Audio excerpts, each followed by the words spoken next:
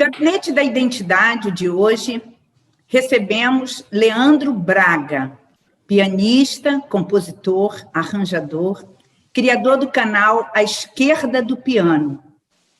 Com vocês, Leandro Braga.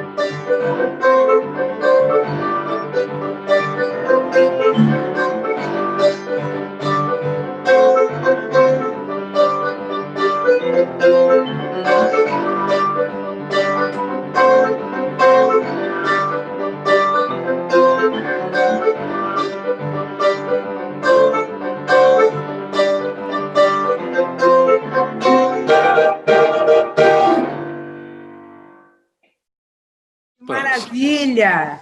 Que beleza! O que foi isso que você tocou? Fala aí para a gente saber essa belezura desse piano. Isso você sabe melhor do que eu.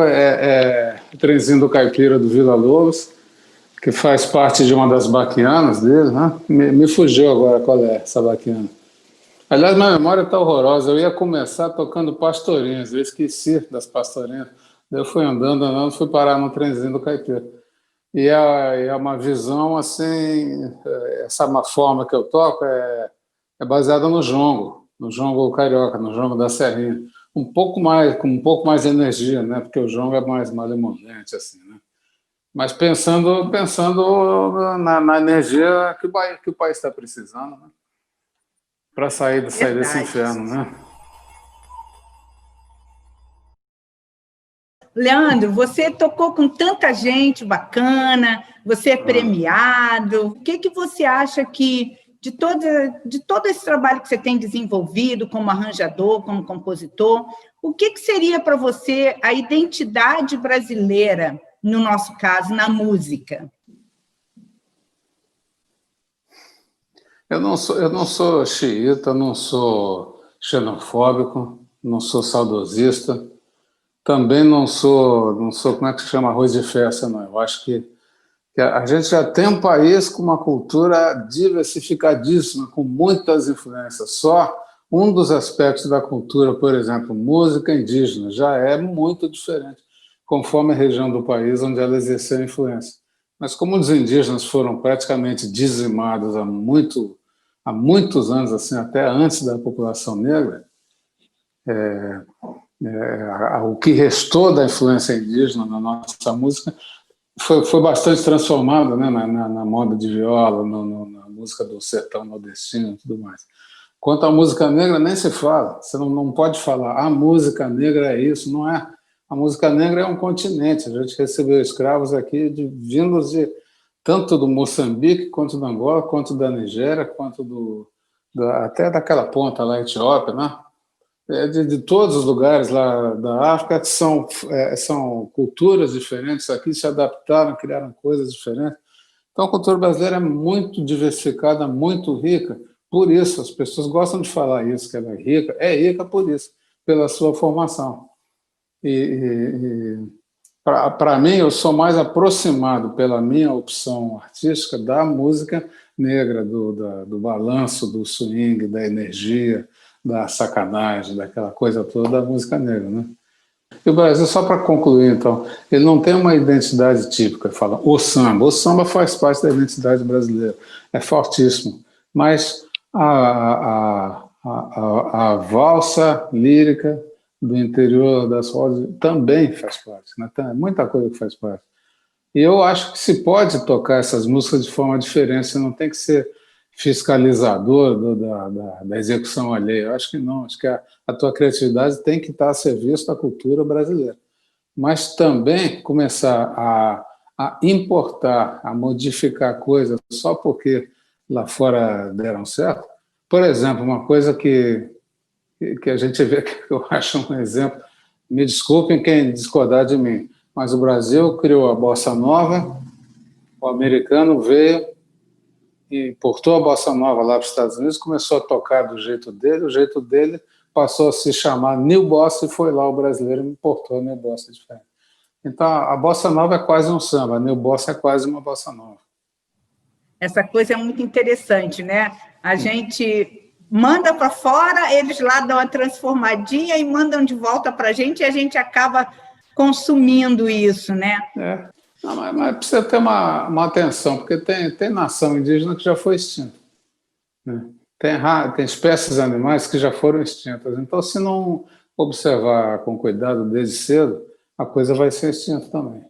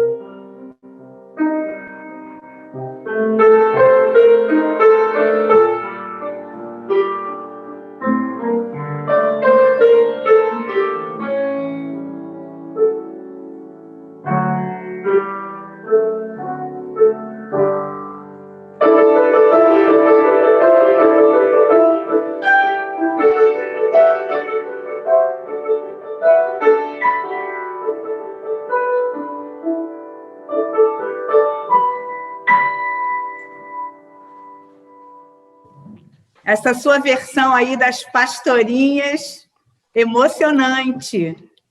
E vem cá, Noel Rosa e Braguinha. Ah, pois é. E agora me fala aqui uma coisa. Eu já andei dando uma olhadinha lá no teu canal, à esquerda do piano. Achei incrível. Eu não sou pianista, você sabe, eu sou arpista, mas eu já estudei Muito piano boa, e vendo sinal. aquilo eu achei muito interessante. Fiquei até com vontade de tocar piano novamente, porque eu aprendi um bocado de coisa ali. E eu queria que você falasse agora um pouquinho para a gente como é que foi essa ideia de fazer esse teu canal. Fala um pouquinho para a gente da esquerda do piano. A ideia surgiu foi a convergência de duas ideias. Uma, de um canal onde eu pudesse explorar a música brasileira, o piano brasileiro, na forma como eu concebo. Hoje a gente tem um material bastante farto de piano popular, brasileiro inclusive, mas a maioria da essência dele é uma adaptação da didática americana para o jazz, que é muito boa. Quem quer aprender jazz, a melhor coisa do mundo fazer é seguir a didática americana. E a didática brasileira é um pouco diferente. Não só, em geral, as pessoas aprendem as coisas aqui na rua, e depois, se for o caso, aprendem uma partitura ou não. Mas eu acho que aprender com o professor, não interessa se esse professor está lá na rua, na roda do ritmo em questão lá, ou se está contigo frente a um instrumento. Eu acho que as duas coisas são válidas. Mas eu acho que tem uma didática que é diferente, que é a nossa, que não precisa ser adaptada à didática outra, a europeia ou a americana.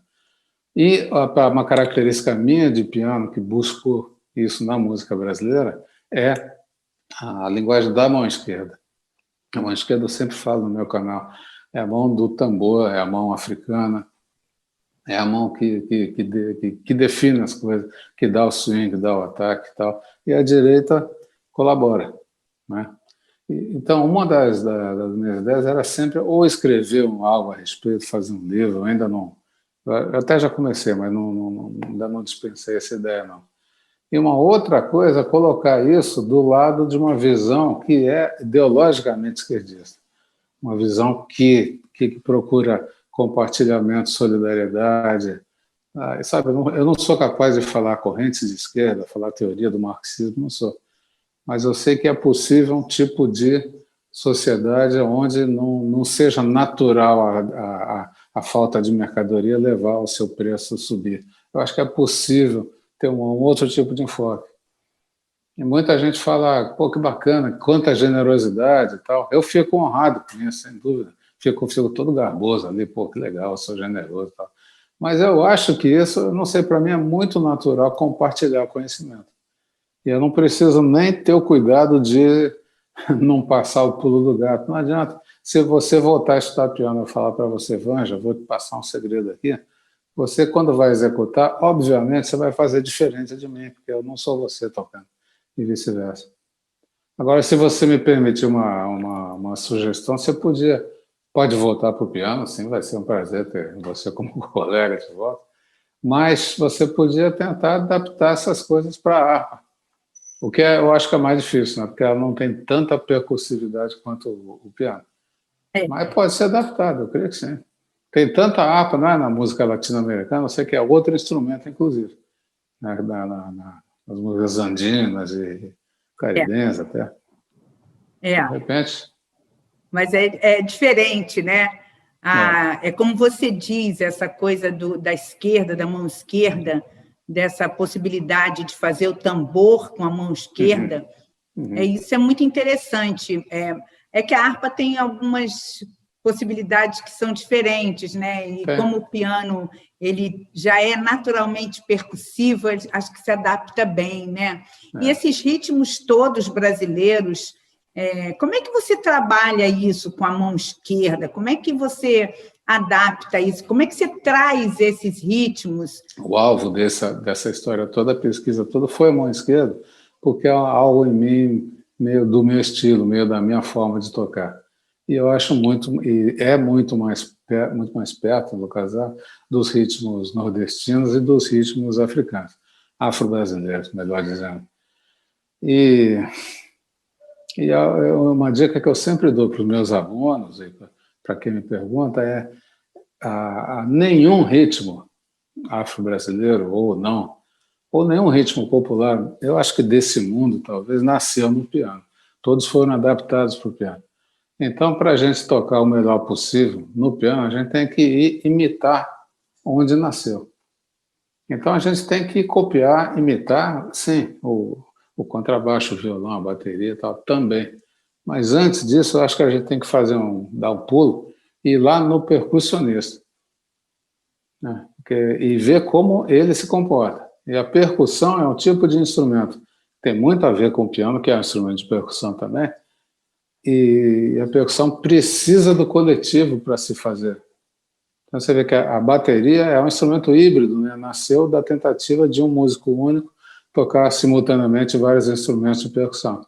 Agora, se você toca caixa, você precisa de alguém que toque prato ou outro que toque bumbo, etc. E tal. É o que acontece, por exemplo, numa bateria de escola de samba. Então, a sugestão que eu sempre dou e sempre bato cabeça é para os percussionistas.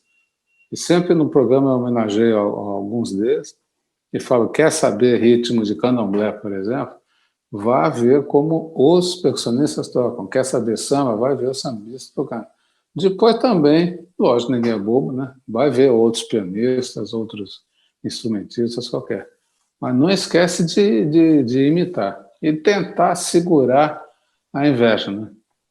Na hora que você fala, meu Deus, ele faz coisas que eu não consigo, então faça o que você conseguir, do que ele puder te ensinar. A vida é isso, né?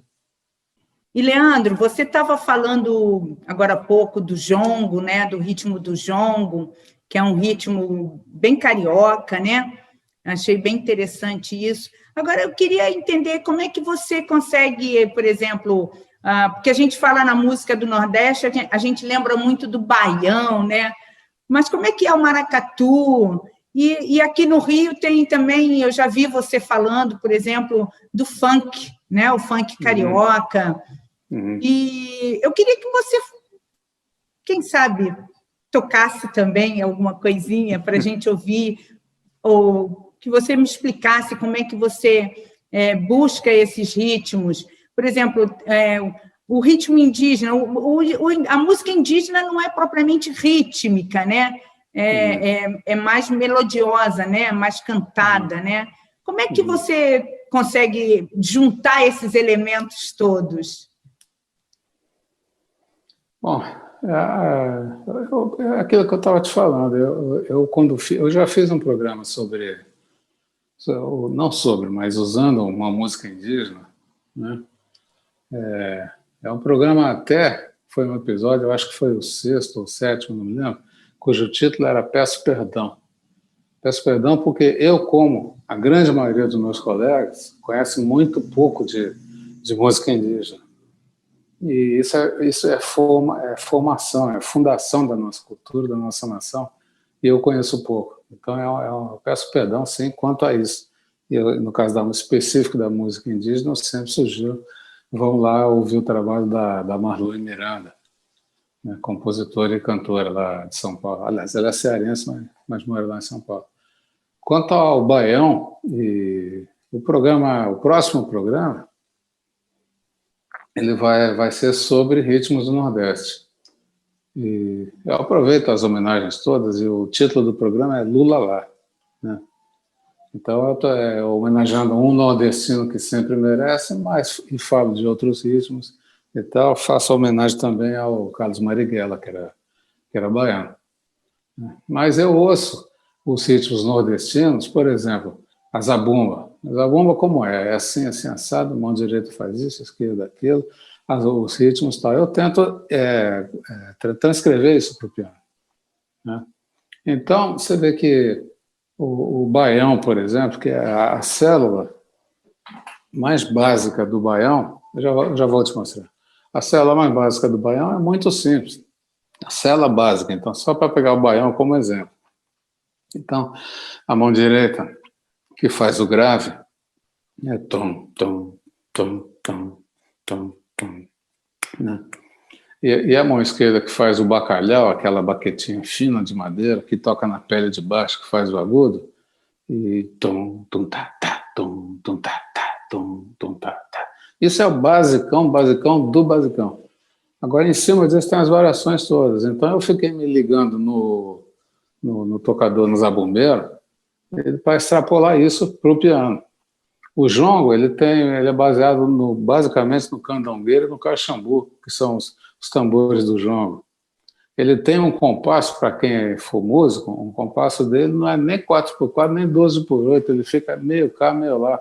Isso fica muito rico, né? E você falou do maracatu também, é uma riqueza muito grande. Então eu chego, abaixo a minha bola, vou lá, vou ver, falo, vou tentar. E vou conseguir, não vou conseguir jamais. O que eu vou fazer é obter um resultado que vai enriquecer a execução minha, ou de quem quiser, do piano. Agora, não queira que eu reproduza fielmente o maracatu, não. Eu vou fazer o que for possível de ser feito nesse instrumento. Se eu quiser uma coisa mais fidedigna, eu vou lá, chamo o Mingo Araújo, por exemplo, e a gente toca, que é percussionista, toca maracatu de responsa. Interessante. E o funk, Leandro, que as pessoas sempre acham, funk não tem nada demais, mas o funk também tem uma riqueza aí, né? Tem, dá para trazer. Sim. Fala aí um pouquinho, como é que você percebeu isso? E como você percebeu que isso era possível trazer também para o piano? Eu acho que as duas músicas, o funk americano e o brasileiro, o carioca, são muito diferentes. Elas usam alguns recursos eletrônicos similares, alguns recursos de instrumentos e tal, usam instrumentos eletrônicos, usam samplers, usam coisas pré-gravadas e tal, e isso aproxima um pouco as duas. Mas ritmicamente, musicalmente, são bastante diferentes.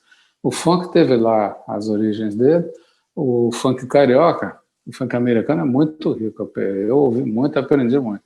O funk carioca, ele começou vindo dos terreiros de Umbanda, que tem um toque da Umbanda que se chama Congo, e o gan, que é o agogô, a caneca, faz pi, pi, pi, pi, pi, pi, pi, pi, pi, pi.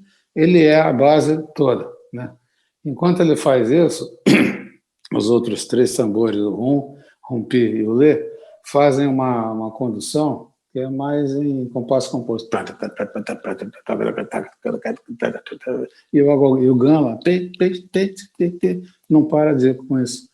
Então, nos morros cariocas, até não tanto tempo, tinha muita macumba, tinha muito umbanda.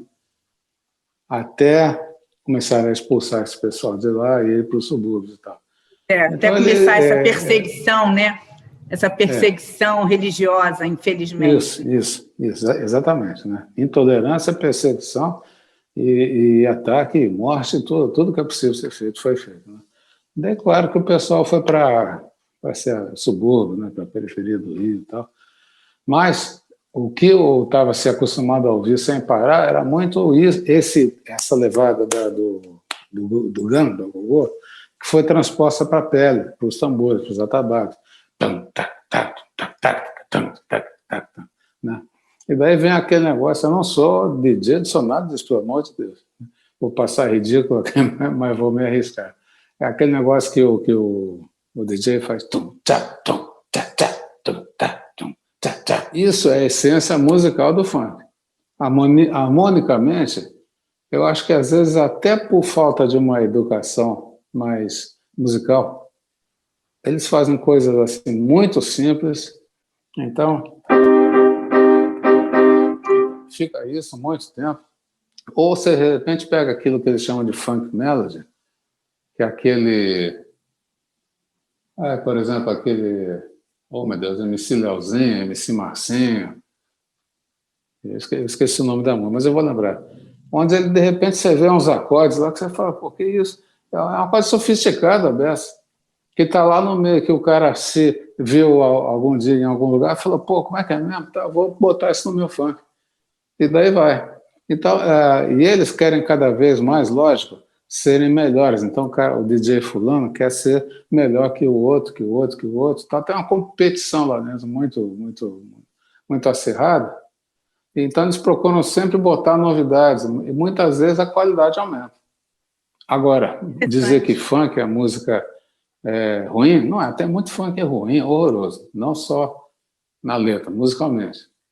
Tem muito funk que faz apologia da violência, apologia da sexualidade desenfreada, ou apologia da criminalidade. Tem, mas tem muito que é muito divertido, que são muito bem feitos.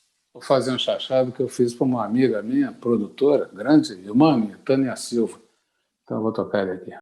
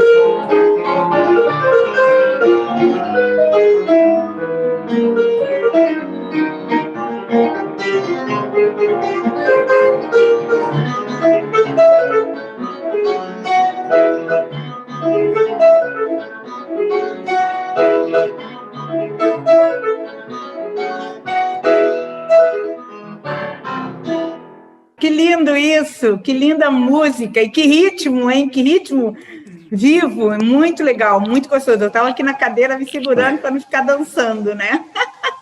Muito legal, muito legal. Você acabou de falar essa questão, tocou assim rapidamente numa questão que para a gente é muito importante, a educação, né? E a gente sempre pensa assim, onde está o futuro? O futuro são sempre as nossas crianças e nossos adolescentes, não é? e a gente pensa o que seria a melhor educação para esses nossos jovens que vão levar o nosso país para frente, né? Eu queria que você falasse um pouquinho disso, né? A gente, nessa última partezinha aqui, eu queria que você falasse um pouquinho e falasse também como é que foi assim, um pouquinho sobre como foi a experiência, que eu sei que você tem um trabalho que você desenvolveu durante um tempo, ligado justamente a jovens, crianças. Fala para a gente um pouquinho, para a gente ter um pouquinho de alento também de como pensam as pessoas que estão fazendo arte de verdade no Brasil a respeito disso aí, do futuro, da educação para as nossas crianças e jovens. Olha, Vanja, em termos eu acho não, eu ouso dizer que eu tenho certeza que em termos de uma solução definitiva, só tem uma, todo mundo sabe qual é, que é a educação. O problema é que a educação é um investimento de muito, muito tempo. Como o Brasil sofreu um desinvestimento secular em educação, para a coisa se consertar, ou começar a se consertar, precisa retomar o caminho da educação. A gente teve até há pouco tempo, com o presidente Lula, presidente Dilma, investimentos em educação muito fortes que começaram a trazer alguns resultados. Alguns resultados são a médio prazo, alguns são a curto prazo, mas para chegar num ponto de isso poder transformar uma sociedade é coisa de muitos anos. Então, você sabe disso, a gente vai morrer. Se a gente um dia der um passeio aqui embaixo, ver como é que está a situação, depois de um século da morte nossa, vai ver que está um pouquinho melhor, né? Mas o que tem que ser feito é educação. Eu acho que essa educação é em todos os aspectos, em todos os níveis. Eu dou aula, tenho muito prazer em dar aula, tenho muito prazer em ensinar, e principalmente a rapaziadinha, a molecada que não tem outras condições. Porque é muito valoroso para eles. Você sabe disso. Quando eu tive a dirigir a ONG Toca o Bonde, você conheceu, você participou de alguns eventos. Poxa, eles estão conhecendo uma possibilidade na vida deles, uma coisa fascinante que eles podem pensar em fazer algum dia. E a educação não mexe só isso, não é para formar músicos, não, mas é para formar e solidificar aqueles dados que a coletividade, a solidariedade, o compartilhamento, a divisão de bens culturais, tudo aquilo que só pode fazer bem para a sociedade, você só vai se propor a fazer se você tiver uma educação que fale a respeito, que experimente, que tente e que tudo mais. Eu posso fazer isso na música. Eu tive algumas experiências, não só a Toca o Bonde, em outras ocasiões, outros institutos também, mas onde eu posso dizer, meu Deus, eu tenho um ex-aluno que outro dia, está agora com quase 30 anos, me fez uma proposta que ele vai fazer uma tese relativa a não sei o quê, você podia fazer tal coisa. É o cara que saiu da nossa escolinha, foi para outra, tal, hoje está concluindo doutorado, eu acho, na Unirio. O outro que é músico profissional, o outro que respeita mais a música, mais que buscou um caminho, etc. E tal, né? Agora, por outro lado, eu tive na Toca o Bonde, eu tive um aluno que eu gostava muito dele, que era gordinho, era sempre o cara que as crianças sacaneavam, tá? Ele era meio quieto, meio na dele, meio tímido. Fiquei sabendo que ele pegou o rumo esquisito. Ele foi para a criminalidade e tal. Então, se tivesse havido uma educação para a família dele, para ele, para as outras crianças da ONU, nossa, vou te dar só mais um exemplo. Eu tenho um aluninho, o nome dele, é Lula. Ele é haitiano, deve ter uns 10, 11 anos, não sei. E eu falei, Lula, como é que é teu nome no começo da nossa transação? Ele falou, é Lula. Eu falei, não, esse é o apelido, como é que é o nome? Não, o nome é Lula mesmo, meu pai me deu esse nome quando a gente veio do Haiti, em homenagem ao presidente, tal. Falei, que legal. E você tem apelido na escola? Me deram um aí, que eu não gostei muito, não. Qual é? Ladrão. É evidente que ele é negro, né? Mas por quê? Por que ladrão? Eu acho que são as pessoas que não gostam muito do Lula. Olha como essa coisa ficou introjetada, né, nele e nas crianças que sacaneiam com ele. Isso é deseducação. Mas se não mexer nisso, não rola. Não rola. Toca mais uma para a gente, Leandro. Então, eu vou porque tocar é uma muito bom te ouvir. do Jobim e Vinícius, O Morro Não Tem Vez, né? Torcendo para que esse título mude logo, né? Com certeza. E vou dedicar para você, Anjo, que eu gosto muito, admiro Obrigada, muito. querido.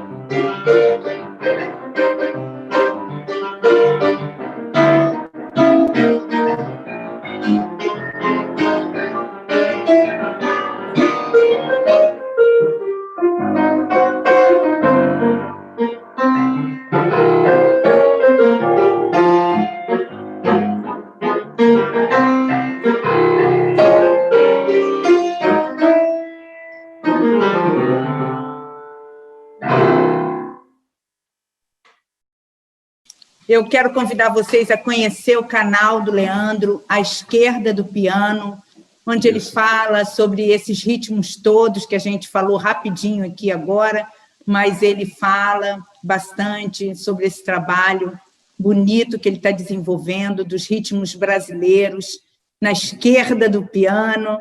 Isso. Eu convido vocês a visitarem o canal dele, se inscreverem lá. Esse Gabinete da Identidade é um programa produzido pelo Comitê Volta Dilma Rio de Janeiro, com a intenção justamente de falar sobre o que é a nossa identidade brasileira, a identidade nacional na arte. Hoje nós tivemos aqui o Leandro Braga, teremos outros convidados depois, vocês vão poder acompanhar. Inscrevam-se no nosso canal, Comitê Volta Dilma RJ, venham aqui, participem também no nosso chat e acompanhem os nossos gabinetes, Gabinete da Verdade e Gabinete da Identidade. Leandro, então, para a gente terminar aqui com você, eu queria que você deixasse uma mensagem, uma consideração para todas as mãos esquerdas desse país. Olha, outro dia eu vi um programa que me comoveu muito. Eu acho que foi eu não sei se foi do Nassif ou do Zé, Portal do José, não sei, mas uma análise histórica dos períodos negros da história, desde a antiguidade, onde houve junção de peste política com peste biológica e tudo mais, né? E a gente está tendo uma peste humana na presidência, uma peste política no Brasil inteiro, uma peste biológica no mundo todo, Mas a única maneira de sair dela é a gente continuar. Talvez a gente não se beneficie desse sucesso, mas a gente não pode entregar o ouro de jeito nenhum, de jeito nenhum. Eu acho que você tem que ir à luta, tem que morrer sabendo que você foi à luta, porque na hora que chegar do lado de lá, ninguém vai perguntar, e aí, o que tu fez? Né? E você vai falar, eu lutei contra esse governo absurdo e lutei a favor dessa população que merece. É isso. Se a gente vai ver resultado, não sei, mas sejamos generosos, sejamos coletivistas, socialistas, socializantes, vamos compartilhar o nosso saber, a nossa disponibilidade, vale muito a pena, é o único jeito.